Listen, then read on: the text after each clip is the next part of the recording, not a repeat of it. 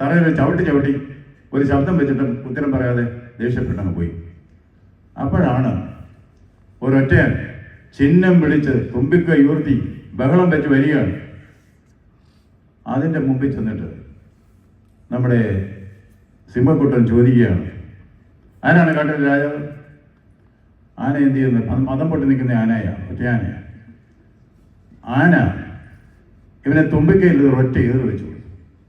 ഒരു പാറയിൽ അടിച്ച് ചോര വന്ന് ചട്ടി വന്നിട്ട് ആനയോട് ചോദിക്കുക, ഈ ലയൺ പ്രിൻസ്, ആനയെങ്കിലെ ഞാനൊരു ചോദ്യം ചോദിച്ചെന്നില്ലേ ഉള്ളൂ, ഉത്തരം പറയാൻ വയ്യ, അത് പറഞ്ഞപ്പോൾ ഇങ്ങനെ വേണോ?